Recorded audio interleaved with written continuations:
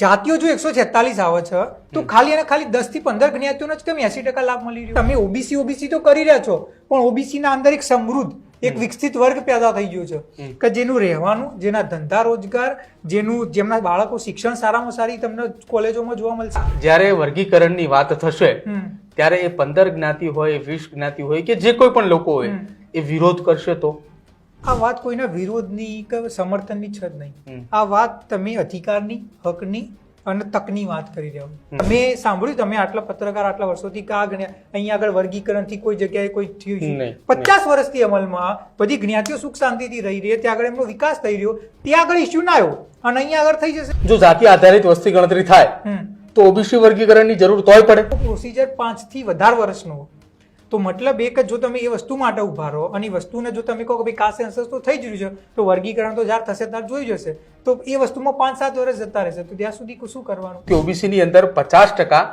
ઠાકોર અને કોળી સમાજ છે, 50%. હવે એ ઠાકોર અને કોળી સમાજ આ 21% ની અંદર આવે છે, તો બાકીના બીજા જે અન્ય સમાજ છે કે જેમની વસ્તી ખૂબ ઓછી છે, તો એ આની અંદર કઈ રીતે કમ્પેરેટિવ થશે? કેમ કે આની અંદર તો સૌથી વધારે કોઈ મત લઈ જનાર, સૌથી વધારે કોઈ અનામતની અંદર 21% ની અંદર કોઈ ભાગીદારી કરનાર તો કોળી ઠાકોર સમાજ થશે. જો આ લોકો એમ કહેતા હોય છે કે ભાઈ છેલ્લા આટલા વર્ષોથી અનામત આપવામાં આવી, કોઈ લાભ કેમ નથી દેખાઈ રહ્યો, કે કેમ હજી લોકો માંગણી જ કરી રહ્યા?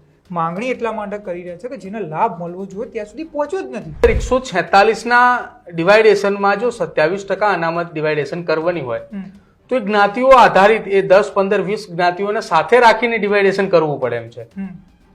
તો એ કેવી રીતે ડિવાઇડેશન થઈ? કોંગ્રેસ કે ભાજપ બંને પોતપોતાના બીજા રાજ્યોના અંદર અમલમાં કરેલું, તો ગુજરાતમાં અંદર કેમ ના થઈ શકે?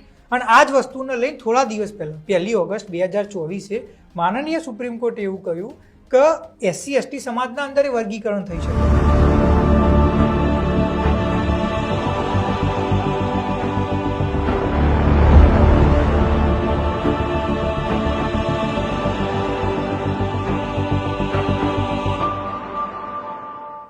નમસ્કાર, ગર્જનાદ સાથે આજે હું પ્રદીપ. ચર્ચા આજે કરવી છે ગુજરાતની અંદર છેલ્લા કેટલાક સમયથી એક મુદ્દો એક ખૂબ ચર્ચાનો વિષય બન્યો છે અને મુદ્દો છે ઓબીસી વર્ગીકરણનો. ઓબીસી વર્ગીકરણનો મુદ્દો એ સતત ચર્ચાની વચ્ચે હતો અને તેવામાં ગુજરાતમાં એક મુદ્દો એ ખૂબ ચર્ચિત વધારે બન્યો. જીપીએસસીની પરીક્ષાને લઈને વિવાદ છેડાયો અને ત્યારબાદ કોંગ્રેસના કેટલાક આગેવાનો એ મેદાને આવ્યા અને ગુજરાતની અંદર એક નવો મુદ્દો એ ચર્ચાનો વિષય બન્યો ઓબીસી વર્ગીકરણ. પરંતુ આ ઓબીસી વર્ગીકરણ છેલ્લા 1-1.5-2 મહિનાથી ચર્ચાની અંદર નથી. આ મુદ્દો એ છેલ્લા કેટલાય વર્ષોથી ચર્ચાની અંદર છે કે ગુજરાતમાં ઓબીસી વર્ગીકરણ આવે. જો કે આ મામલે અમે ભૂતકાળની અંદર જગદીશ ઠાકોર સાથે પણ ચર્ચા કરી હતી અને ચર્ચાની અંદર એક નામ બોલાયું હતું જગદીશ ઠાકોરના મુખેથી કે તારક ઠાકોર કે જે આ મુદ્દાની અંદર ટેકનિકલી રીતે તમામ વસ્તુ જાણે છે. શું કામ ઓબીસી વર્ગીકરણ થવું જોઈએ, કેમ એ 27% ઓબીસી અનામત છે એના ભાગ પડવા જોઈએ. આમ તો ઓબીસી અનામતની અંદર 146 જેટલી જ્ઞાતિઓ આવે છે, પરંતુ અચાનક આ મુદ્દો કેમ ચર્ચાની અંદર આવ્યો અને કેમ આ મુદ્દે અત્યારે સોશિયલ મીડિયાની અંદર એક જુવાળ ચાલી રહી છે કે ઓબીસી વર્ગીકરણ ગુજરાતમાં થવું જોઈએ. આ તમામ વિષય એ વાત કરવી છે. શું છે ઓબીસી વર્ગીકરણ, પહેલા એ સમજવું છે અને અંત સુધી જવું છે કે કેમ આ મુદ્દો એ અત્યારે ગુજરાતની અંદર ચાલી રહ્યો છે. એંધાણ એવા પણ છે કે ગુજરાતની અંદર વર્ષ 2015 બાદ કદાચ ઓબીસી વર્ગીકરણને લઈને સૌથી મોટું એક આંદોલન થાય તો નવાય નહીં. મારી સાથે તારક ઠાકોર છે, સીધી જ વાત તેમની સાથે કરવી છે. તારકભાઈ, સ્વાગત છે પહેલા તો ન્યૂઝ રૂમમાં આપનું. પહેલેથી સમજવું છે કે ઓબીસી વર્ગીકરણ શું છે અને કેમ એ અત્યારે સોશિયલ મીડિયાની અંદર એક જુહાળ ચાલી રહી છે. કેટલાક લોકો એવું માની રહ્યા છે કે ગુજરાતની અંદર જીપીએસસી પરીક્ષાને લઈને જે વિવાદ ચાલી રહ્યો છે એ વિવાદની અંદર ઓબીસી વર્ગીકરણનો મુદ્દો ત્યારથી શરૂ થયો. કેટલાક લોકો એવું પણ માની રહ્યા છે કે ગુજરાતમાં 2-4 દિવસ પહેલા કોંગ્રેસની એક મોટી બેઠક મળી હતી જેમાં ઓબીસી સમાજના કેટલાક આગેવાનો કોંગ્રેસના નેતાઓ હતા અને ત્યારથી આ મુદ્દો ચર્ચાઈ રહ્યો છે. મારે એ સમજવું છે પહેલા તમારી પાસેથી કે ઓબીસી વર્ગીકરણ શું છે, કેમ એનો મુદ્દો અત્યારે એટલો બધો ચર્ચાઈ રહ્યો છે અને ક્યારથી આ મુદ્દો એ સળગતો હતો કે જેની ચર્ચા અત્યારે છેક શરૂ થઈ. ઓકે, તો પ્રદીપભાઈ, આખા ઓબીસી અનામત વર્ગીકરણ પછી આ જે જીપીએસસી ના ઇન્ટરવ્યુ લઈને જે મુદ્દો અત્યારે હાલ ચાલે છે અને કાસ્ટ સેન્સસ આ બધાને લઈને બહુ બધી દુવિધાઓ છે પબ્લિકને. એમને હજી ક્લિયરિટી નથી એક્ઝેક્ટલી મુદ્દો છે શું અને કેમ આ વધારે જરૂરી છે. તો અગર તમે મને પર્સનલ ઓપિનિયન માનો ને તો જે ઓબીસી ના અંદર જે ઇન્ટરવ્યુનો જે મુદ્દો હોય ને જીપીએસસી ના માર્ક્સનો એ 6 મુદ્દો ઇમ્પોર્ટન્ટ ના નથી, પણ એ બહુ ખાલી સાપેક્ષમાં જોવા જઈએ તો ખૂબ નાનો મુદ્દો છે. આજની તારીખમાં ગુજરાતમાં જો ઓબીસી જે આપણે કહી શકો 50-55% સંખ્યા છે તો હિસાબે જોવા જોઈએ તો 3-3.5 કરોડ સંખ્યા થાય ગુજરાતમાં ઓબીસીની. તો એનો સૌથી મહત્વનો સૌથી મોટો કોઈ મુદ્દો હોય તો ઓબીસી અનામત વર્ગીકરણ છે. તો આપણે એને ડિટેલમાં સમજીએ કે એક્ઝેક્ટલી 6 શું આ. 1978 ના અંદર ગુજરાતની 82 જ્ઞાતિઓને અનામત આપવામાં આવી. આ એવી જ્ઞાતિઓ હતી કે જેમના શિક્ષણ ઓછું હતું, જેમનું સરકારી નોકરીમાં પ્રતિનિધિત્વ ખૂબ ઓછું હતું, જેમના અંદર એ વખતે બહુ વધારે કુરિવાજો જોવા મળતા હતા, જેમના જોડે આર્થિક અને મતલબ પોતાની પગભર થવા માટે એમના જોડે કોઈ એવેન્યુઝ નતા, કોઈ એમના જોડે રસ્તાઓ નતા. 82 જ્ઞાતિઓને અનામત આપી. આપ ડિટેલમાં સર્વે થયો તો બક્ષી કમિશન ને પછી આપવામાં આવ્યું હતું. હવે એના પછી એવું થયું કે ઘણી જ્ઞાતિઓ કે જે વખતે જનરલ કેટેગરીમાં હતી એમને વિરોધ કર્યો કે આવી રીતે અનામત ના આપવું જોઈએ, પણ અનામત તો આપી દેવામાં આવ્યું કારણ કે એ જ્ઞાતિઓની જરૂર હતી ખરેખર. વર્ષો સદીઓના એ જે આપણું વર્ણ પ્રથા આપણી કાસ્ટ સિસ્ટમ હતી એના કારણે બિચારાઓને લાભ નતો મળી શક્યો, આપ્યો નામ. હવે એ જ્ઞાતિઓ રોકી ના શકે એટલે એમને શું કર્યું, ઘણી જ્ઞાતિઓએ સરકાર સમક્ષ રજૂઆત કરી કે ભાઈ અમને અંદર અમારે ઓબીસીમાં આવું છે, અમે બી પછાત છીએ. એમના આગેવાનોએ પ્રયત્ન કર્યો, એમના જે જાગૃત લોકો હતા એમને પ્રયત્ન કર્યો અને 1993 થી બીજી બધી જ્ઞાતિઓ ધીમે ધીમે ઓબીસીમાં આવવા માંડી. હવે એક સમય એવો હતો કે જે 82 જ્ઞાતિઓ હતી ઓબીસીમાં એ સમયાંતરે મતલબ 93 માં આવ્યા, પછી 97 માં, 2002 એવી રીતે વધતા વધતા આજની તારીખ 2025 146 જ્ઞાતિઓ ઓબીસીમાં આવ્યા. હવે તમે આનો ડિટેલમાં જો સર્વે કરાવો ને, સર્વે ઇન ધ સેન્સ કે છેલ્લા 35 વર્ષના અત્યારે હાલ બહુ બધા લોકો એવું કહી રહ્યા છે કે ભાઈ ઓબીસી ના અંદર ઓબીસી એસસી એસટી સમાજના યુવાઓને જીપીએસસી ના ઇન્ટરવ્યુમાં અન્યાય થાય. હું એક વસ્તુ ચોખ્ખટથી કહું છું કે ઇન્ટરવ્યુની બાબતના અંદર પૂરેપૂરું ટ્રાન્સપરન્સી હોવી જોઈએ. જે વિદ્યાર્થીના જે માર્ક્સ હોય, જે એનું ગુણવત્તા એના હિસાબે જ માર્ક્સ આપવા જોઈએ. એના મુદ્દામાં હું સહેમત છું અને એનું સમાધાન પણ સરળ. તમે જે પેનલ છે ઇન્ટરવ્યુ લેવા વાળી એના અંદર ઓબીસી એસસી એસટી ના પ્રતિનિધિ રાખો, નિષ્ણાત રાખો, અને બીજું કે જે માર્કિંગ પેટર્ન હોય એને એવી રીતે રાખો કે જે યુપીએસસી ના ધોરણ હિસાબે કે ભાઈ તમે આટલું સારું બોલી રહ્યા છો, તમારી ગુણવત્તા તો તમને આટલા માર્ક્સ મળશે, તમે ખરાબ બોલી રહ્યા છો તો આટલા મળશે. એક રેન્જમાં માર્ક્સ હશે. અત્યારે હાલ જે કોઈને 92 કોઈને 20 આપે એવું નહીં થાય, બરોબર, પારદર્શિતા. અને આ પ્રોસિજર ઇન્ટરવ્યુના માર્ક્સનું સમાધાન એક અઠવાડિયાથી એક મહિનામાં આવી જાય. બહુ સરળ વસ્તુ, ખાલી તમારે કરવાનું.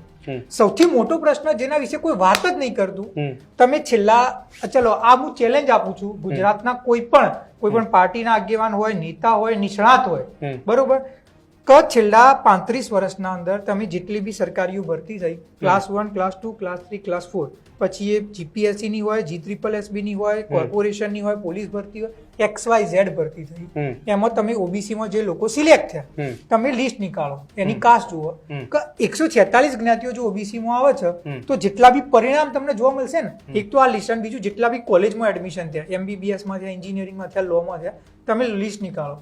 146 જ્ઞાતિઓ ઓબીસી માં આવે છે. બધા લોકોનો બહુ મોટો પ્રશ્ન છે કે ઓબીસી સાથે અન્યાય થાય છે. તો મારો પ્રશ્ન એ છે કે આ બધા પરિણામમાં તમને ખાલી અને ખાલી 10 થી 15 જ્ઞાતિઓ જોવા મળશે દરેક રિઝલ્ટમાં. 10 થી 15 જ્ઞાતિઓ, કોઈ બી તમે ઇન્ટરવ્યુની લિસ્ટ જોઈ લો, સિલેક્ટેડ લિસ્ટ જોઈ લો, તમે ક્લાસ 3 અધિકારી લઈ લો, કોઈ પણ વિભાગમાં જતા રહો, જાતિઓ જો 146 આવે છે તો ખાલી અને ખાલી 10 થી 15 જ્ઞાતિઓનો જ કેમ 80% લાભ મળી રહ્યો. બીજી નાની મોટી જ્ઞાતિઓને તમને જોવા મળશે, એકાદ અધિકારી જોવા મળશે, એકાદ કર્મચારી જોવા મળશે, એ ના નથી પાડતો, પણ 10 જ્ઞાતિઓ જેમની સંખ્યા ઓબીસી ની 15% નહીં હોય, 80% અનામતનો લાભ લે, 80%. પછી એ નોકરી હોય કે પછી કોલેજમાં એડમિશન હોય, ડોક્ટરો એ જ જોવા મળશે, એન્જિનિયર એ જ જોવા મળશે, અધિકારીઓ જોવા મળશે, બધું એ જ જોવા મળશે. તો મારો પ્રશ્ન એ છે કે ઠાકોર સમાજ, કોળી સમાજ, નાઈ, બરોબર, એના પછી તમે જોવા જો રાવળ, દેવી પૂજા, વણજારા, નટ, બજણિયા, ડફેર, એના પછી ફકીર આવશે, પછી આપણા ખારવા આવશે, વાદી આવશે, આ બધા જ્ઞાતિઓ, પછી આ સલાટ, વાસપુરી, આ બધા જ્ઞાતિઓ કે જેમનું અસ્તિત્વ તમે એમ કહી શકો સરકારી નોકરી કે સારી કોલેજમાં ના બરોબર. તો એનું કારણ શું? એનું કારણ એ છે કે તમે ઓબીસી તો કરી રહ્યા છો, પણ ઓબીસી ના અંદર એક સમૃદ્ધ, એક વિકસિત વર્ગ પેદા થઈ ગયો છે કે જેનું રહેવાનું, જેના ધંધા રોજગાર, જેમના બાળકો શિક્ષણ સારામાં સારી તમને કોલેજોમાં જોવા મળશે, જેમના ઘરે ઘર તમને 1-2 અધિકારીઓ જોવા મળશે, જેમનું પ્રતિનિધિત્વ સરકારી નોકરીમાં એમની સંખ્યા કરતા 5-5, 10-10 ગણું હશે, એ વર્ગ બની ગયો. અને બીજો વર્ગ એવો બની ગયો કે જે ઓબીસીમાં નામનો હોય, 80% સંખ્યા એમની, ઓબીસી ના અંદર સૌથી વધારે મત એમના, પણ સૌથી ઓછો લાભ એમને મળે છે. તો મારો પ્રશ્ન જે હરિભાઈ ચૌધરી સાહેબ, જે માનનીય હરિભાઈ ચૌધરી સાહેબ છે, જેમને પ્રશ્ન ઉઠાવ્યો કે ઓબીસી ના અન્યાય થઈ રહ્યો છે ઇન્ટરવ્યુના અંદર, તો મારો પ્રશ્ન એ છે કે ઓબીસી ના જે અન્યાય ઇન્ટરવ્યુમાં થઈ રહ્યો છે એ તો 100% સાચી વસ્તુ, એનું સમાધાન થવું જોઈએ. પણ એ તો એક ખૂબ નાની વસ્તુ હોય. જો તમે ઇન્ટરવ્યુ સિવાય બધી જ પરીક્ષાઓની વાત કરો તો ઓબીસીની બીજી 126-36 જ્ઞાતિઓને તો લાભ જ નથી મળી રહ્યો. તો એના વિશે કેમ કોઈ નથી બોલી રહ્યું? જો ભાજપની વાત કરીએ તો હરિભાઈ ચૌધરીને હું એ પ્રશ્ન પૂછવા માંગુ છું. જો તમે કોંગ્રેસની વાત કરો તો કોંગ્રેસે થોડા દિવસ પહેલા એ જ મીટિંગ કરી હતી કે ભાઈ જીપીએસસી ના અંદર ઇન્ટરવ્યુના માર્ક્સના અંદર આવો ઇસ્યુ થઈ રહ્યો છે. હું એમને પ્રશ્ન પૂછવા માંગુ છું કે સૌથી મોટો પ્રશ્ન ઓબીસી અનામત વર્ગીકરણનો છે, એના વિશે કોઈ કેમ નથી બોલી રહ્યું? આમ આદમી પાર્ટીએ આ મુદ્દો ઉઠાવ્યો. તો હું એમને આ જ પ્રશ્ન પૂછવા માંગુ છું કે તમે જે ઓબીસી અન્યાયની વાત કરી રહ્યા છો, પણ કાયદેસર 126 થી 136 જ્ઞાતિઓ તો એ લિસ્ટમાં હતી જ નહીં. તમે ઇન્ટરવ્યુની લિસ્ટ નીકાળો. આ જીપીએસસી જે આ ઇન્ટરવ્યુનો સૌથી મોટો મુદ્દો બન્યો છે કે જેના અંદર લોકો વાત કરી રહ્યા છે કે માર્ક્સના અંદર અનિયમિતતા જોવા મળી, 100%ની વસ્તુ, એના અંદર સુધારો થવો જોઈએ. એ જે 750-800 વિદ્યાર્થીઓ હતા ને, ચલો એની લિસ્ટ નીકાળો. એના અંદર જુઓ કે ઓબીસીની કેટલી જ્ઞાતિઓ હોય, એના અંદર 146 માંથી કેટલી જ્ઞાતિના યુવાઓ લિસ્ટમાં છે, ઇન્ટરવ્યુમાં સિલેક્ટ થયા એ જોઈ લો, તમને જવાબ મળી જશે. અચ્છા તારકભાઈ, તમે એમ કહો છો કે 146 જ્ઞાતિ ઓબીસી ની અંદર સમાવેશ કરવામાં આવ્યો છે. 146 જ્ઞાતિમાંથી 10 જ્ઞાતિ 15 જ્ઞાતિ કે જે આ આખી અનામતની અંદર 80% લાભ લઈ જાય છે, જેમની વસ્તી માત્ર 20% છે, અને જે 10%, 15%, 20% લાભ મળી રહ્યો છે એમની જ્ઞાતિની સંખ્યાઓમાં સામે વસ્તી 80% છે.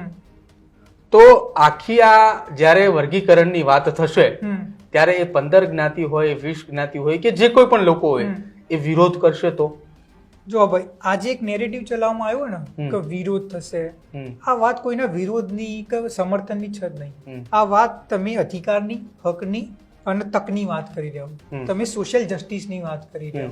તમે અનામત આપ્યું હતું કેમ કે જે જ્ઞાતિઓ સામાજિક શૈક્ષણિક રીતે પછાત થઈ રહી છે, કારણ કે એ વર્ણમાંથી આવતા હતા, વર્ગમાંથી આવતા હતા, જેથી લાભ નહોતા લઈ શક્યા, તો એ આગળ આવી શકે એટલા માટે અનામત આપવામાં આવી હતી. તો અત્યારે હાલ જે પ્રશ્ન પૂછવામાં આવી રહ્યો છે, હવે કાયદેસર જે જ્ઞાતિઓ માટે અનામત આવી હતી બનાવવા માટે, એમને તો મળી જ નથી રહ્યું, બરોબર કે નહીં? તો એમને મળી જ નથી રહ્યો, તો એમને મલાવો, એમને હક અપાવો, એ તો અધિકારની વાત, સોશિયલ જસ્ટિસની વાત, એમાં ભાગલા પાડવાની કે વિરોધની વાત જ નહીં.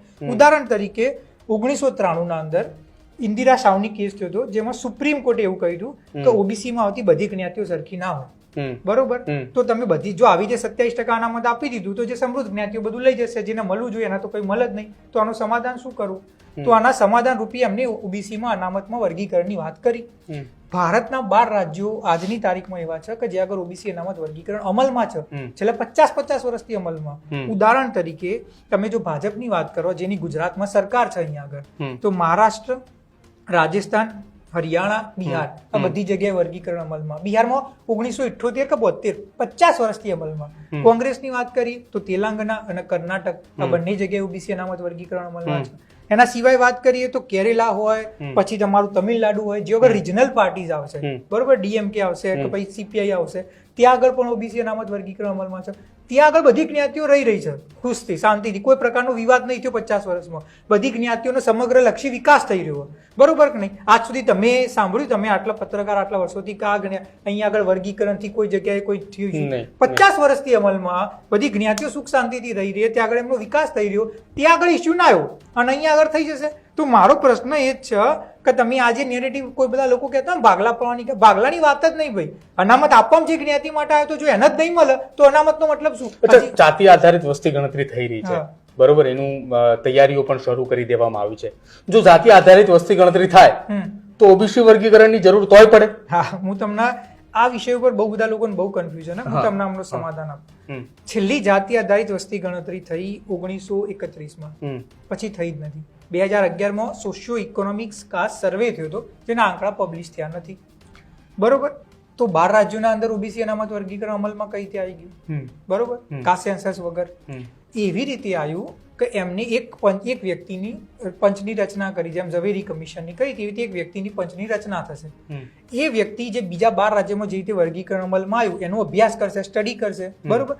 અને જેમ યુસીસી ઉત્તરાખંડમાં આવ્યું તો આપણે એક પેનલ બનાવી કે ગુજરાતમાં યુસીસીના અમલ માટે એક વ્યક્તિની કમિટી બનશે જેનો અભ્યાસ કરશે અને ગુજરાતમાં યુસીસી અમલમાં લાવવા ટ્રાય કરશે. તો એવી જ રીતે આ 12 રાજ્યોમાં જે રીતે વર્ગીકરણ અમલમાં એનો અભ્યાસ કરશે. તો એ શું કરશે? કે ભાઈ 146 જ્ઞાતિઓ આપણા જોડે દરેક જ્ઞાતિના આપણા બેઝિક આઈડિયા તો છે કે કઈ જ્ઞાતિના કેટલી સંખ્યા. બીજું કે છેલ્લા 35 વર્ષના પરિણામ જોઈ લઈએ આપણે કે સરકારી પરીક્ષામાં કઈ જ્ઞાતિઓ લાગી, કોલેજમાં કોણે એડમિશન લીધું, અને એના આધાર ઉપર આપણને ખબર પડી જશે કે આ ચોક્કસ 10-15 જ્ઞાતિઓએ લાભ લીધો અને આ બીજી જ્ઞાતિઓએ નહીં લીધું. ચલો આ જ્ઞાતિઓ 10-15 જ્ઞાતિઓ 15% સંખ્યા છે, 20% સંખ્યા, તો 27 માંથી 5.4%, 6% આપી દો અલગ. આજની તારીખમાં 27 માંથી 22-23% લઈ જાય છે. એમને 6% આપી દો કે ભાઈ તમને લાભ મળશે, પણ તમે 6% સુધી સીમિત રહો, અને બીજી જ્ઞાતિઓને 21% આપી દો. તો આ વસ્તુ કોઈ બી પ્રકારના કાસ્ટ સેન્સસ વગર અમલમાં આવી શકે છે. બીજી વસ્તુ એ કે રાજ્ય સરકારની હાથની વસ્તુઓ, આમાં કેન્દ્ર સરકારને તમારે પૂછવાની જરૂરત નહીં, રાજ્ય સરકાર પોતાની મરજીથી કરી શકે છે. ત્રીજી વસ્તુ કે આ વસ્તુ આજે ચાલુ કરવામાં આવે ને, આજે આપણા માનનીય મુખ્યમંત્રી સાહેબ જો આજે કહે ને કે ઓબીસી અનામત વર્ગીકરણ ગુજરાતમાં કમિટી બનાવીએ, તો એ કમિટી બની જાય, એ બધા ડેટાનું વિશ્લેષણ કરે, અને તમે વિચાર કરો 3 મહિનાના અંદર તો એનો રિપોર્ટ આવી જાય, અને આવના 6 મહિનામાં જે ભરતી આવશે ને એમાં ઓબીસી અનામતના 2 ભાગે થઈ જાય. હવે અનામત વર્ગીકરણથી શું ફાયદો થશે હું એ તમને સમજાવી દઉં. 100 માર્ક્સની પરીક્ષા હોય, 85 માર્ક્સ સપોઝ જનરલનું કટ ઓફ આવ્યું, 83 માર્ક્સ ઓબીસીનું આવ્યું. હવે ઈડબ્લ્યુએસ અનામતની માંગણી કરવામાં આવી હતી, જે આજની તારીખમાં જનરલ કેટેગરીના આર્થિક રીતે જે અક્ષમ વ્યક્તિઓ એમને મળે છે. હવે એના કારણે ઈડબ્લ્યુએસ નું કટ ઓફ ઓબીસીથી નીચું આવવા માંડ્યું, 80 આવશે, 81 આવશે. એ કેમ માંગ્યું કે ભાઈ જનરલ કેટેગરીમાં જે સક્ષમ નથી એમના અનામત આપો, ચલો આપી દીધી. હવે આજની તારીખમાં શું થાય કે જે જ્ઞાતિઓ જોડે બધી સગવડ છે, એમના જોડે સંસ્થાઓ છે, એમના જોડે સારામાં સારી શિક્ષણ સંસ્થાઓ, એમના જોડે બહુ અધિકારીઓ સાપેક્ષના અંદર બધી સગવડ, એમના જોડે સામાજિક રીતે ભેદભાવ હવે નહીં થતો, તો એ તો 83 માર્ક્સ લઈને પાસ થઈ જશે. પણ જે બિચારા જેના જોડે સગવડ નથી, માર્ગદર્શન નથી, માહિતી નથી, એ તો નહીં લઈ શકે. પણ એ માર્ક્સ કેટલા લાવશે? 82 marks, 81 marks, cut off 83 marks એટલે રહી જશે. વર્ગીકરણથી ઓબીસીના 2 મેરિટ બનતા થઈ જશે. એક બનશે 83 માર્ક્સ આ સમૃદ્ધ જ્ઞાતિઓ માટે, અને બીજું બનશે કે 70 માર્ક્સ. તો એના અંદર આજે જ્ઞાતિઓ કે જેમનું શિક્ષણ સ્તરના અંદર આજે તકલીફ છે, એના અધિકારીઓ નથી, તો એમને લાભ મળતો થઈ જશે. તો આ રીતે બંને સમાજનો વિકાસ થશે. અને આના અંદર તમે કાસ્ટ સેન્સસની વાત કરી તો હું એ કહી દઉં, કાસ્ટ સેન્સસ કરવાનો પૂરેપૂરી સત્તા ખાલી કેન્દ્ર સરકાર જોડે હોય, બરોબર? રાજ્ય સરકારો સર્વે કરી શકે, પણ જે સેન્સસ કરવાની સત્તા ખાલી અને ખાલી કેન્દ્ર સરકાર જોડે. કેન્દ્ર સરકારે એવું કહ્યું કે અમે સેન્સસ કરાવીશું, ક્યારે નથી કીધું. એટલે કદાચ આપણે માની લઈએ 2026માં ચાલુ કર્યું પછી પૂર્ણ થશે, એના આંકડા આવશે કદાચ માનીએ 26-27 સુધીમાં આંકડા. એના પછી એ આંકડા આવી જશે ને, એના પછી એના ઉપર વિશ્લેષણ થશે, એની પોલિસી બનશે પાર્લામેન્ટમાંથી બિલ પાસ થાય, પછી રાજ્ય સરકારમાંથી પાસ થાય, એના પછી એ બિલને મંજૂરી આપે સુપ્રીમ કોર્ટ, એના પછી અનામતમાં એક વધારો થશે કે વર્ગીકરણ કેન્દ્ર લેવલે થશે, બરોબર કે નહીં? પણ ત્યાં સુધીમાં 4-5 વર્ષનો સમય લાગી જશે. પણ જે વસ્તુ રાજ્ય લેવલે, જો અનામત 2 રીતની હોય, એક કેન્દ્ર સરકારની, મતલબ કેન્દ્રની જેટલી બી ભરતીઓ થતી હોય, યુપીએસસી ગણી લો, રેલવે ગણી લો, આ બધી જગ્યાએ કેન્દ્ર સરકારના તમે એમ્પ્લોય ગણો, આરબીઆઈ. પણ જે ગુજરાત સરકારની જે ભરતીઓ થાય, હવે આપણે માંગણી કરીએ ગુજરાતમાં વર્ગીકરણ કરો, ગુજરાતની જે જ્ઞાતિઓ એમાં, તો એ વસ્તુ 6 મહિનામાં અમલમાં આવી જશે. એમાં તમારે કોઈ કાસ્ટ સેન્સસની જરૂર નહીં, તમારે કેન્દ્રને પૂછવાની જરૂર નહીં. કેન્દ્ર સરકાર જે કાસ્ટ સેન્સસ કરશે અને પછી કેન્દ્ર લેવલે જે વર્ગીકરણ કરશે, એ આખો પ્રોસિજર 5 થી વધારે વર્ષનો. તો મતલબ એ કે જો તમે એ વસ્તુ માટે ઉભા રહો અને એ વસ્તુને જો તમે કહો કે ભાઈ કાસ્ટ સેન્સસ તો થઈ જ રહ્યું છે, તો વર્ગીકરણ તો જ્યાં થશે ત્યાં જોઈ જશે, તો એ વસ્તુમાં 5-7 વર્ષ જતા રહેશે. તો ત્યાં સુધી શું કરવાનું? અને જે બીજા રાજ્યોમાં કાસ્ટ સેન્સસ વગર લાભ લઈ જ રહ્યા છે ને આજની તારીખમાં 50-50 વર્ષથી, તો ગુજરાતના અંદર કેમ ના લે? એટલે દરેક પાર્ટીને ઈડબ્લ્યુએસ અનામત આવ્યું, કેન્દ્ર સરકારે બિલ પાસ કર્યું. ગુજરાત આખા ભારતનું સૌથી પહેલું રાજ્ય હતું જેને ઈડબ્લ્યુએસ અનામત અમલમાં મૂક્યું, બરોબર?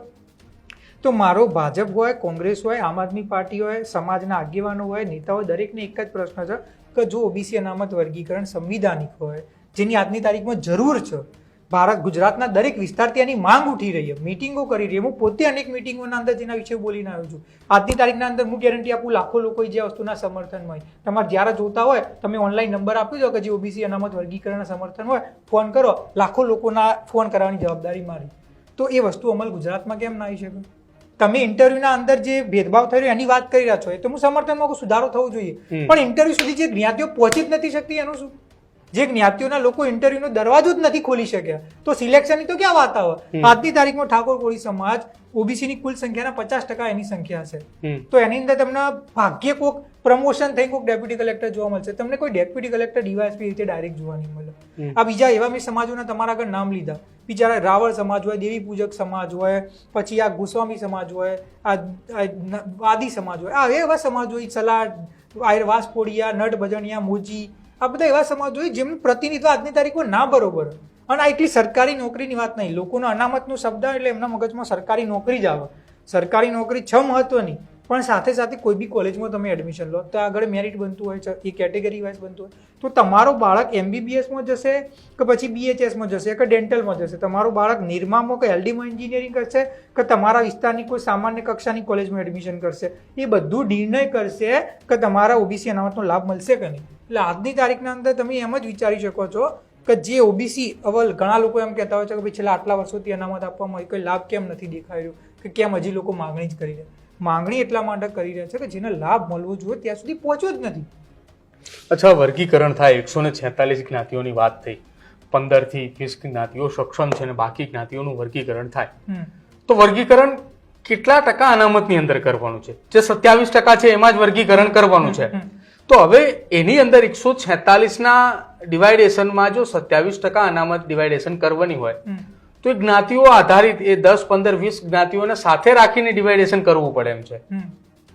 તો એ કેવી રીતે ડિવાઇડેશન થઈ શકે? જો મેં જેમ કહ્યું કે 10 થી 15 જ્ઞાતિઓ, સંખ્યા 20% નહીં, લાભ 80% લે. તો એક સિમ્પલ એનાલિસિસ કરો, જેમ બીજા રાજ્યોમાં થયેલું હોય 12 રાજ્યોમાં, કે ચલો ભાઈ આમની સંખ્યા 15%, એમને બહુ લાભ લઈ લીધો છે, 27% ના 20% થાય 5.4%. એટલે એક કામ કરો, આજની તારીખમાં આ 15 જ્ઞાતિઓ જે 27 અનામત આપવામાં આવે છે 27%, એમાંથી 22-23 સીટો લઈ જાય છે. આપણે એક કામ કરીએ, અમને 6 સીટો અલગથી આપી દઈએ કે તમે ખાલી અને ખાલી 6 સીટો માટે જ સ્પર્ધા કરજો. પછી તમે જનરલના અંદર જે સ્પર્ધા કરી શકો ને, જે જનરલ કેટેગરી હોય એના અંદર. અને જે બીજી જ્ઞાતિઓ કે જેમના આજે કંઈ લાભ નહીં મળતો, એવી બધી જ્ઞાતિઓના તમે 80% સમૂહ, 80% સંખ્યા હોય અને બધી સામાજિક શૈક્ષણિક રીતે સરખી એકબીજા જોડે, ઠાકોર સમાજ, કોળી સમાજ, દેવી પૂજક, રાવળ, આ બધા એકબીજા જોડે સ્પર્ધા કરી શકવા સક્ષમ સમાજ હોય, તો આમને તમે આપી દો 80%, મતલબ કે 21% અનામત આપી દીધી. તો આનાથી શું થશે કે બંને સમગ્રલક્ષી વિકાસ થશે. આમને તો મળી રહ્યો તો નજી મળશે 6%, પણ આ જ્ઞાતિઓ જેમને 2% નહોતો મળતો એમને 21% મળશે, કે જેના કારણે આવતા 5 વર્ષમાં આમના પણ અધિકારીઓ, આમના પણ સારા ડોક્ટર, એન્જિનિયર તમને જોવા મળશે. અને આ સિમ્પલ પ્રોસિજર, હું માનું ત્યાં સુધી 2 થી 3 મહિનામાં ડિટેલમાં રિપોર્ટ થઈ જાય, અમલમાં આવી જાય, અને આવનારી પોલીસ ભરતી કે જે બી ભરતી આવવાની હોય તલાટીની, તેમાં તો અમલમાં આવી જાય. અચ્છા, તો આપ એવું કહો છો કે 146 જ્ઞાતિઓ છે, એમાં 15 અથવા 20 જ્ઞાતિનો સર્વે થાય. બધી જ્ઞાતિઓનો સર્વે થાય. બધી જ્ઞાતિઓનો સર્વે થાય, એમાં 15 થી 20 જ્ઞાતિઓ કે જેમને લાભ સૌથી વધારે અત્યાર સુધી મેળવ્યો છે, જે સક્ષમ છે, જે સક્ષમ છે. ચલો 20 જ્ઞાતિ, તમે એવું કીધું સર્વે થાય તો 20 ની જગ્યાએ 25 પણ નીકળે, 15 નીકળે, 25 જે સર્વેમાં નીકળે, એનાથી કોઈ વિવાદ, વિરોધ કશું જ નહીં. હવે એ જ્ઞાતિને 6% આપવામાં આવે અને બાકીનું 21%, એ બાકીની 135, 136 જ્ઞાતિ થાય કે 130 થાય કે 120 થાય, જે કંઈ પણ થાય, એમને આપવામાં આવે. હવે એ બાદ પછી કોઈ વિવાદ અને વિરોધ થાય, કે જેમાં હું તમને એક વાત કહું કે આપે કીધું કે OBC ની અંદર 50% ઠાકોર અને કોળી સમાજ છે, 50%. હવે એ ઠાકોર અને કોળી સમાજ આ 21% ની અંદર આવે છે, તો બાકીના બીજા જે અન્ય સમાજ છે કે જેમની વસ્તી ખૂબ ઓછી છે, તો એ આની અંદર કઈ રીતે કમ્પેરેટિવ થશે? કેમ કે આની અંદર તો સૌથી વધારે કોઈ મત લઈ જનાર, સૌથી વધારે કોઈ અનામતની અંદર 21% ની અંદર કોઈ ભાગીદારી કરનાર તો કોળી ઠાકોર સમાજ થશે. જો સંખ્યા એમની વધારે, બરોબર, પણ હવે તમે ઠાકોર કોળી સમાજની જે અત્યારે હાલની જે સામાજિક યા તો એમની જે શૈક્ષણિક પરિસ્થિતિ લઈ લો, તો પછી હવે તમે વિચાર કરો, રાવળ સમાજ, પછી ગોસ્વામી સમાજ હોય, દેવી પૂજક સમાજ હોય, નટ હોય, બજણિયા, વાદી, મોચી, નાઈ, આ બધા સમાજો આજની તારીખમાં એવા સમાજો જોડે સ્પર્ધા કરી રહ્યા છે કે જે એમના કરતાં બહુ આગળ, એટલા માટે એમનું પ્રતિનિધિત્વ ઓછું. તો આ સંખ્યા વધારે, ચલો આ વસ્તુ, આ સંખ્યા વધારે એટલે એમની સંખ્યાની સાપેક્ષમાં રિઝલ્ટ લેશી, પણ આ જ્ઞાતિઓ કે જેમને આજની તારીખના અંદર ના બરોબર પ્રતિનિધિત્વ હતું, એમનો પ્રતિનિધિત્વ એમની સંખ્યાના હિસાબે તો મળશે જ. ઉદાહરણ તરીકે જેમ કે એક નાની જ્ઞાતિ લઈ લો, વાસપોડિયા, કે એના કઈ નાઈ લઈ લઈએ કે મોચી લઈ લઈએ, કે જે આજની તારીખના અંદર એમનું ના બરોબર રિપ્રેઝન્ટેશન હતું, બીકોઝ 80% આ લઈ જશે. હવે ઠાકોર કોળી સમાજના જ ભેગું સ્પર્ધા કરશે તો એમની સાપેક્ષના અંદર એ પાસ થવાના ચાન્સીસ એમના બહુ વધારે, એટલે વધારે સંખ્યા હોવાના કારણે અરે પાસ થશે વધારે લોકો, ના નહીં પડે, પણ આમની સાપેક્ષની સંખ્યામાં જોવા જશો, જેમ કે 10 ઠાકોર કોળી સમાજના યુવાઓ હશે, બરોબર, તો એમના હિસાબે સપોઝ 2-3 જણા પાસ થશે, તો આમના 10 ના અંદર 1-2 તો પાસ થવાના જ છે એમની સંખ્યાના હિસાબે, એટલે આમની લાભ બહુ. આપ એમ કહો છો OBC વર્ગીકરણની અંદર આ રીતનું આપે આખું સેટલમેન્ટ આખું નક્કી થઈ રહ્યું છે 12 રાજ્યોની અંદર જે પ્રમાણે છે, તો આ જે જ્ઞાતિઓ છે કે જે સાપેક્ષની અંદર કોળી ઠાકોરથી ઓછામાં છે, જે નીચે છે, તેમની વસ્તી ખૂબ ઓછી છે, આગામી સમયમાં એ પણ એમ કહેશે કે 21% ઓબીસી આખું ઓબીસી વર્ગીકરણ થઈ ગયું, એમાં 21%માં આટલી જ્ઞાતિઓનો સમાવેશ કરવામાં આવ્યો. તો હવે કોળી ઠાકોર સમાજની વસ્તી વધારે છે, એ લોકો અમારો કોઈ ચાન્સ નથી આવવા દેતા. 6-8 મહિના પછી આ વર્ગીકરણ થયા પછી એ લોકો એમ કે હવે કોળી ઠાકોર સમાજને તમે આ 21%માંથી 60% આપી દો, બાકી બધી ટકામાં અમારી વસ્તી લઈ લો. તો પછી પાછો એક નવો વિવાદ ઉભો થાય. આ જે માંગણી છે ને, તો તમે જે વાત કરી, જેમ હું બિહારનું ઉદાહરણ આપું, ત્યાં આગળ પછાત અતિ પછાત 2 ભાગ પાડવામાં આવ્યા હતા અનામતના. 30% અનામત આપવામાં આવી હતી. પછાત જ્ઞાતિઓ ત્યાં આગળ કે જે ઓબીસીમાં સાપેક્ષમાં સમૃદ્ધ જ્ઞાતિઓ હતી, એમને 12% આપી. અતિ પછાત કે જે સાપેક્ષના અંદર બહુ વધારે વિકાસથી વંચિત, એમને 18% આપી. 50 વર્ષ પહેલા લાગુ કરવામાં આવ્યું, આજની તારીખ સુધી અમલમાં. બરોબર? તો આ તમે જે પ્રશ્ન પૂછ્યો ત્યાં આગળ બી આવું થઈ શકતો હતો. એટલે આમાં વસ્તુ કેવી છે કે જ્યારે અત્યારે આજની તારીખના અંદર તમે જેમ ઠાકોર કોળી વાત કરી, તો બીજી જ્ઞાતિઓના આજની તારીખના અંદર ના બરોબર પ્રતિનિધિત્વ. જ્યારે ઠાકોર કોળીના આ બધું વર્ગીકરણ થયું અને એના પછી જ્યારે એમને લાગશે કે ના ભાઈ, એમના આજની તારીખમાં જે વર્ગીકરણ પહેલા લાભ થતો તેના કરતાં તો બહુ સારો લાભ મળી રહ્યો, અમારા જે યુવાઓ પાસ થઈ શકતા હતા એ પાસ થઈ રહ્યા છે, નોકરીના અંદર લાગી રહ્યા છે, તો ઓટોમેટિક એ વસ્તુ તમે જે કીધું એ નહીં થાય. સપોઝ એવી થશે કે એમને એવી કહેવું કે અમને લાભ નથી મળતો, તો જે સર્વે હતો, જેમ અત્યારે હાલ સર્વે થઈ રહ્યો છે, એ તો આથી 5-10 વર્ષ પછી એ સર્વે થઈ શકે અને એના અંદર જોવામાં આવી શકે કે શું થશે શું નહીં થાય. પણ આજની તારીખના અંદર તમે જોજો તો એમને જે લાભ મળી રહ્યો ને એના કરતાં એમને અનેક ગણો લાભ મળશે. નહીં તો 50 વર્ષથી જો કોઈ સિસ્ટમ લાગુ હોય બિહારમાં, તો ત્યાં આગળ આ પ્રશ્ન નહીં આવ્યો. એનું કારણ શું કે લાભ લેતા થયા એટલા માટે પ્રશ્ન ના આવ્યો. બીજી વસ્તુ, ઘણા લોકોને એવો પ્રશ્ન કે અનામતના અંદર સપોઝ વધારાની માંગણી અત્યારે હાલ થઈ રહી, અનામતમાં વધારો કરો, તો અત્યારે હાલ વર્ગીકરણ થઈ જશે ને, તો પછી અનામતના અંદર વધારાના બે પ્રશ્ન થાય કે પછી વધારા પછી શું કરીશું, કે વધારો થાય પછી અનામતમાં વર્ગીકરણ કરો. મેં તેમ કહ્યું કે ઓબીસી અનામતમાં વર્ગીકરણ એ 6 મહિનામાં અમલમાં આવી જાય, એનાથી બી ઓછા સમયમાં. અનામતનો વધારાનો પ્રોસિજર લાંબો છે, જેમાં સમય લાગશે. હવે ઉદાહરણ તરીકે બિહારનું જ ઉદાહરણ આપું. બિહારના અંદર 30% અનામતથી 2 ભાગ પાડે, પછાતના 12, અતિ પછાતના 18, 30%. પછી એમને સર્વે કર્યું રાજ્ય લેવલે, અને રાજ્ય લેવલે સર્વે કર્યા પછી એમને ઓબીસીની અનામતના વધારીને 42% કરી. 42% કરી તો એમને શું કર્યું કે જે 2 ભાગ પહેલાથી પાડેલા હતા 50 વર્ષ પહેલા, તો એમને 12% અનામતમાં વધારો કર્યો, 30 ની 42. તો એમને 6% પછાત જ્ઞાતિને આપી દીધું, એની 12 થી 18 કરી દીધું, અને અતિ પછાતનું 18 થી 24 કરી દીધું. એટલે જો આજે વર્ગીકરણ થઈ જશે અને એના પછી સપોઝ કરો કે જ્યારે સર્વે કાસ્ટ સેન્સસ થઈ ગયો, આંકડા આવી ગયા અને અનામતમાં ઓબીસીની વધારો કરવામાં આવ્યો ગુજરાતમાં, તો એ રીતે એના અંદર વધારો કરી દેવામાં આવશે. એટલે વર્ગીકરણ કર્યા પછી એ જ્યારે અનામતમાં વધારો થશે તો એ રીતે થઈ જ જશે. અને બધી જ્ઞાતિઓનો હું તમને એ જ કહેવા માંગુ, તમે આ લોકોનું નથી પાસ થઈ શકતા એનું કારણ કે એમની નેરેટિવ એવો સેટ કરવામાં આવ્યો કે ભાઈ ઓબીસીમાં આ જ્ઞાતિઓ રાત દિવસ મહેનત કરે એટલે પાસ થઈ જાય, અને આ જ્ઞાતિઓ મહેનત નથી કરતી એટલે પાસ નથી થતી. હવે તમે રિયાલિટીના અંદર અન્ડરસ્ટેન્ડ કરો તો જે જ્ઞાતિઓના અંદર તમને શૈક્ષણિક સંસ્થા હોય, તમારી જોડે માર્ગદર્શન છે, તમારી જોડે બહુ તમારી સંખ્યાના સાપેક્ષમાં બહુ 5-5, 10-10 ગણા અધિકારીઓ જોવા મળી, તમે જનરલ કેટેગરીના અંદર આજે રહો છો, એમના જોડે ધંધા કરો છો, અને બીજી જ્ઞાતિઓનું પ્રતિનિધિત્વ ના બરોબર, કારણ કે એમના જોડે ના સંસ્થાઓ છે, ના માર્ગદર્શન, જ્યાં રિસોર્સિસ છે, અને પછી કોઈ સ્પર્ધા કરો અને અમે જીતી ગયા એટલે અમે આગળ જતા રહ્યા. તો ભાઈ બેઓના વચ્ચે ફાઇટિંગ સાચી હતી જ નહીં, તમે એમના કરતાં ખૂબ આગળ તમે જીતવાના જ હતા. તો વર્ગીકરણ એટલા માટે જ છે, અને એટલા માટે સુપ્રીમ કોર્ટે કહ્યું હતું, એટલા માટે 12 રાજ્યોમાં અમલમાં છે. હું તમને ઉદાહરણ આપું, કોંગ્રેસ કે ભાજપ બંને પોતપોતાના બીજા રાજ્યોના અંદર અમલમાં કરેલું, તો ગુજરાતમાં અંદર કેમ ના થઈ શકે? અને આ જ વસ્તુને લઈને થોડા દિવસ પહેલા 1 ઓગસ્ટ 2024 માનનીય સુપ્રીમ કોર્ટે એવું કહ્યું કે SC/ST સમાજના અંદર વર્ગીકરણ થઈ શકે. અને આયરો ઓબીસી વર્ગીકરણનો ચુકાદો આવ્યો 1993માં. 1 ઓગસ્ટ 2024 ચુકાદો આવ્યો SC કેટેગરીમાં વર્ગીકરણનો. તમને માનીને આશ્ચર્ય લાગશે, અત્યારે હાલ 8 મહિના નહીં થયા અને 3 રાજ્યોએ SC કેટેગરીના અંદર અનામતમાં વર્ગીકરણ અમલમાં મૂકી દીધું. બીજેપીની વાત કરીએ ને તો હરિયાણામાં એમને અમલમાં મૂકી દીધું વર્ગીકરણ. અને થોડા દિવસ પહેલા ત્યાં આગળ એક ભરતી આવી, એ ભરતી હતી ગ્રુપ ડીની, તો એના અંદર 20% અનામત હતું પહેલા SC કેટેગરીમાં, એમને 2 ભાગ પાડી દીધા. SC ના અંદર આવતી સમૃદ્ધ જ્ઞાતિઓ ને SC ના અંદર જે આવતી પછાત જ્ઞાતિઓ, અને એના અંદર 10% એની ભરતી ચાલુ કરી દીધી. તેલંગાના અને કર્ણાટક જે કોંગ્રેસની અત્યારે હાલ સરકાર, એમની SC કેટેગરીમાં વર્ગીકરણ કરી દીધું. તો જ્યારે 2024 ચુકાદો આવ્યો એના અમલમાં મૂકી શકે બીજા રાજ્યોમાં, તો 1993માં જે આવેલો ચુકાદો હોય જે બીજા રાજ્યોમાં 50-50 વર્ષથી અમલમાં, તો ગુજરાતના અંદર કેમ ના કરી શકે? અને આ વસ્તુ જો ખોટી જ હોય, તમે જે કહ્યું કે ભાગલા પડવાની કા, તો માનીને સુપ્રીમ કોર્ટે કોઈ વિચાર્યા વગર તો જજમેન્ટ નહીં આપ્યું હોય ને એમની. હું તમને એક ઉદાહરણ આપું, ગુજરાતના અંદર આપણા આંકડાઓ આપણા જોડે, મેં જે કહ્યું ને તમને 80% લાભ લઈ જાય છે, એ તો તમે કોઈ બી વિભાગમાં જતા હોય તમને આઈડિયા આવી જશે, અને સર્વે થશે એટલે નક્કર પગલાં આવી જશે. કેન્દ્ર સરકાર કેન્દ્ર સરકારે જી રોહિણી પંચની નિમણૂક કરી હતી કે જે કેન્દ્ર લેવલે વર્ગીકરણની માંગણી એ કેન્દ્ર સરકાર કરી શકે. આપણે તો રાજ્યની વાત કરીએ તો એના અંદર જે આંકડાઓ હોય ને એકદમ ચોંકાવનારા હતા. એના અંદર 2633 જ્ઞાતિઓ ઓબીસીમાં આવે છે કેન્દ્ર લેવલે, બરોબર. તો એના અંદર 1992 થી 2016નો સર્વે નીકાળ્યો કે ભાઈ કઈ જ્ઞાતિઓએ લાભ લીધો, બરોબર કે નહીં, 24 વર્ષનો. તો તમને વિશ્વાસ નહીં આવે, એ 2633 જે જ્ઞાતિઓ હોય ને એમાંથી 25% જ્ઞાતિઓ 25% એ 97% અનામતનો લાભ લે. આ તો ડેટા 4 લાખ પદોનો group A B C D નો ડેટા નીકાળ્યો. 25% લોકો 97% અનામતનો લાભ લે. 994 જ્ઞાતિઓ કે જે કુલ જ્ઞાતિઓની 37% થાય, કેટલો લાભ લેતી હશે તમે મને? ના, બરોબર થઈ ઝીરો.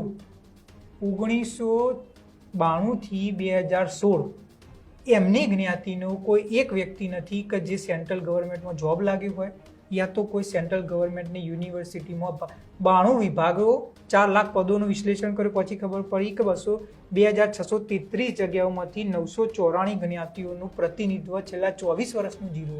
મતલબ 994 જ્ઞાતિઓમાંથી એક એવો વ્યક્તિ નથી કે જે જગ્યાએ પહોંચી શક્યો, નોકરી લઈ શક્યો. અને બીજી 900 જ્ઞાતિઓ એમને ભેગા થઈને 2.68% લાભ લીધો. મતલબ 994નું જીરો, 900નું 2.68% અને 25% જ્ઞાતિઓનું 97% પ્રતિનિધિત્વ, 97%.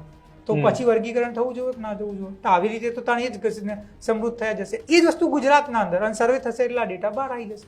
અને તમે વાત કરી કે વિરોધની આ બધું આંકડા ઉપર જ થશે. ઠાકોર કોળી સમાજની સંખ્યા વધારે પણ એમનું તમે રિપ્રેઝન્ટેશન નોકરીમાં જોશે ના, બરોબર. એ જ વસ્તુ તમને ધોબીમાં જોવા મળશે, મોચીમાં જોવા મળશે, નાઈમાં જોવા મળશે. આ બધા એકબીજા જોડે સ્પર્ધા કરશે અને દરેકનો વિકાસ થશે.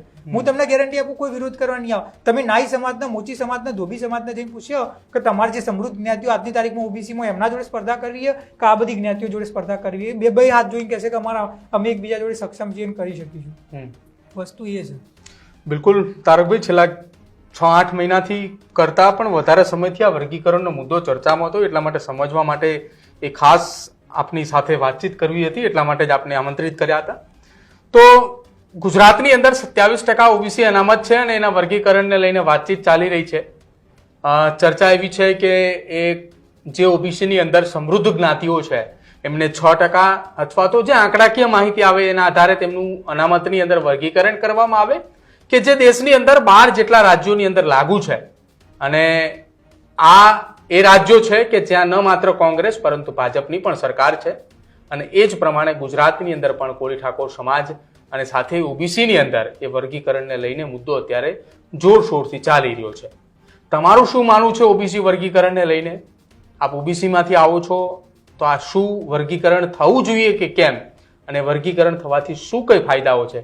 જો આપને જાણવું હોય તો જરૂરથી કમેન્ટ સેક્શનની અંદર જણાવજો. જોતા રહેજો ન્યૂઝરૂમ. નમસ્કાર.